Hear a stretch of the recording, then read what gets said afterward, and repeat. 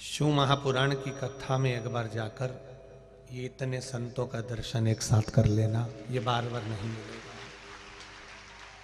फिर नहीं मिलने वाला। जो वंचित रह गया वो रह गया।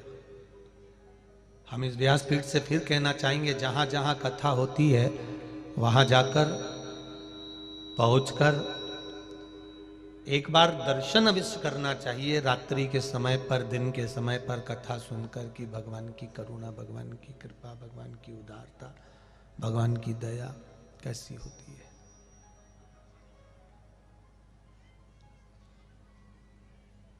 और धन्य है मेरी माताएं जो रात्रि में रुकने के लिए आती हैं, या भाई लोग कथा सुनने के लिए आते हैं, साथ में ढोलक और मंजीरे और झांझ भी लेकर आते हैं। धन्य है आप। प्रणाम। क्या चला रहे बाबा? धन्य है आप।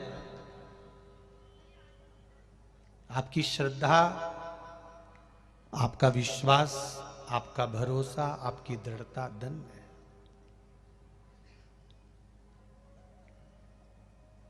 लोग 2 घंटे 3 घंटे, ये हमारे तबले वाले भैया, तिलक भैया हों चाहे ढोलक वाले भैया हों, ये 2 घंटा 3 घंटा अगर जम के बजा लें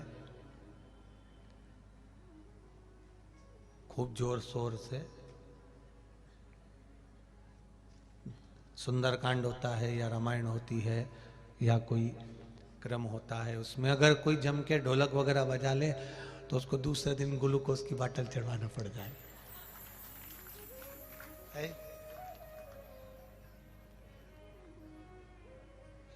पर धन्य है मेरी जीजियों और मेरे जीजाओं, धन्य है आप।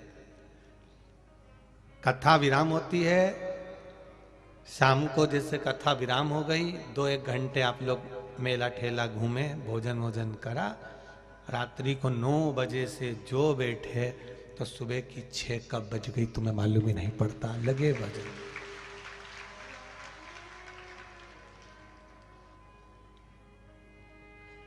धन्यता है आपकी, साधुवाद है आपको। अपना कुछ समय, अपना कुछ पल, अपनी कुछ घड़ी आपने परमात्मा को दिया है। अब यदि आपने परमात्मा को कुछ पल, कुछ घड़ी, कुछ समय दिया है तो वो भी तो आपके लिए समय निकाल कर आएगा। वो भी तो, आप व्यस्त हो, काम बहुत सारा है आपके घर में, परिवार में बहुत फैलारा फैला हुआ है, बहुत काम है, पर उस काम के साथ साथ आपने भगवान की कथा सुनने का समय निकाला है, तो वो भी तो आपके दुख काटने का समय निकालेगा, वो भी तो आपके पास पहुंचेगा। तो डीले कम करो, वो भी तो आपके पास में पहुंचेगा। वो भी तो समय निकालेगा आपके पास आने का कि भाई मुझे भी जाना है। ये व्यस्त था तो भी शिव पुराण में पहुंचा था, मैं व्यस्त हूं तो भी तो जाऊंगा।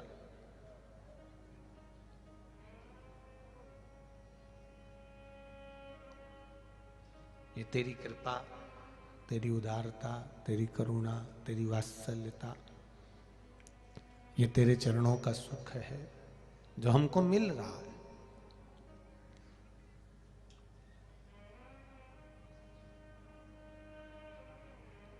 क्या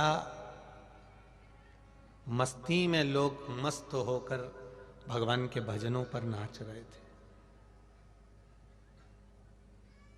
अभी तक सबने देखा होगा कि शादी में डीजे बजता है तो डीजे पे नाचते हैं, ढोल बजता है तो ढोल पर नाचते हैं। पर पहली बार हमने इन नवयुवक लड़कों को, नवयुवक बच्चों को देखा कि महिलाएं ढोलक बजा रही थी और मंजीरे बजा रही थी और भजन पर नाच रहे थे।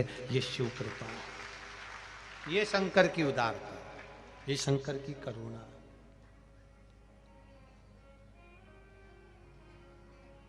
उसके सहारे पर पड़े हुए हो।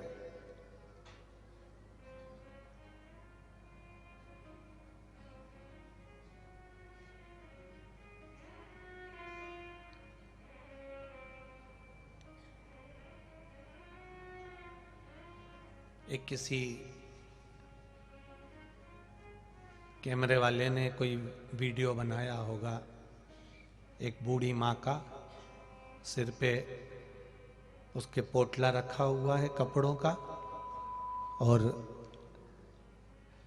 यहीं का कोई कैमरामैन होगा, उसने अपने मोबाइल से या जिससे भी बनाया हो, कोई ने भेजा था तो ध्यान में आया। उसने वो छत्तीसगढ़ी भाषा में उस बूढ़ी माँ से पूछा, तुम कौन कौन आए हो? तो कहा ये मेरा भैया है, मैं इसकी बहन हूं, दोनों डोकरा, दोनों बूढ़े, मुंह में दांत नहीं, शरीर में आंत नहीं, एकदम दुबरे पतरे से, बुढ़े अलग, सिर पे पोटला कपड़े का। कहां से आए हो? उसने छत्तीसगढ़ी भाषा में पूछा, उसने छत्तीसगढ़ी भाषा में उत्तर दिया, हम वहां से आए हैं। यहां कोई व्यवस्था अगर नहीं मिली तो, उसने प्रश्न किया जो बूढ़ी अम्मा से, बूढ़ी मां से, मान लो कोई व्यवस्था नहीं मिली तो बूढ़ी मां ने पलट कर जवाब दिया, कोकड़ी वाले थोड़ी ना व्यवस्था करेंगे, व्यवस्था तो शंभू करेगा।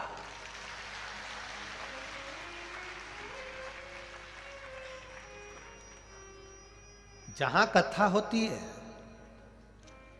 अभी इस कथा के बाद में परभणी में कथा है 13 तारीख से 17 तारीख तक 5 दिन की।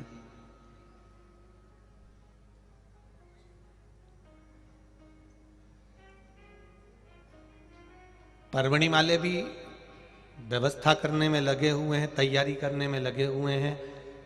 उनको भी अंदाजा नहीं रहता कि कितने आएंगे।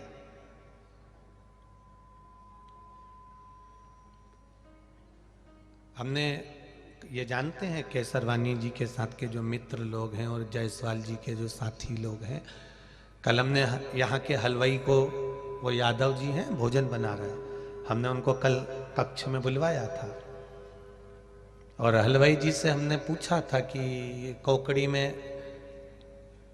तुम कितने लोगों का भोजन बनाने आए हो? कहा गुरु जी, छत्तीसगढ़ी भाषा में वो बोल रहे थे कि गुरु जी, ये बोले तो थे कि 10-1 हजार आदमी का बना देना,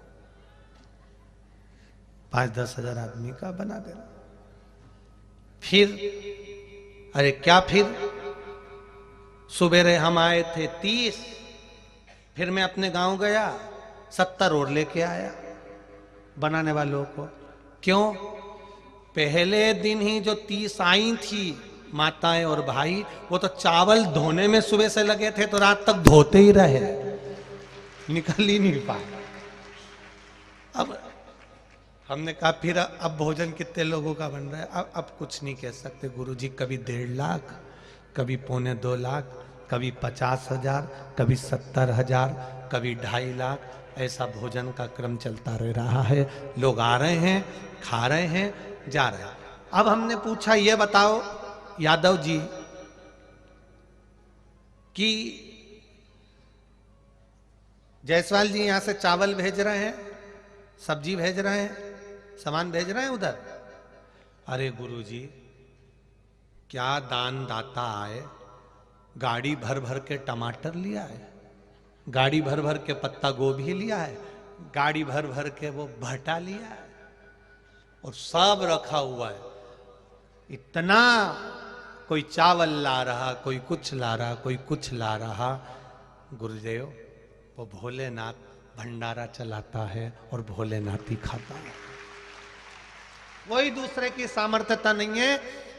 शिव महापुराण में लाखों लाखों लोगों को भोजन कराने की भी सामर्थ्यता अगर किसी की है, तो वो शंकर भगवान अपनी देवी अन्नपूर्णा को पहले भेज देते हैं कि तू जा, इतने भगत आएंगे, भूखे ना सो जाएं, खाली पेट ना रह जाएं, इनको भोजन कराने की जवाबदारी तेरी है। मेरा शिव आते हैं, मेरे शंकर आते हैं, मेरा भोलेनाथ आता है, उससे पहले मां अन्नपूर्णा को भेज देता है 2 दिन पहले कि तुम जाकर भोजन तैयार करो, कोई भूखा ना सो जाए। और ये मेरा विश्वास कहता है, शिव महापुराण की कथा करते करते ये मेरा भरोसा कहता है, ये मेरा विश्वास कहता है, जितना तो तुम शादी में जाओगे तुम्हारा स्वागत नहीं होगा।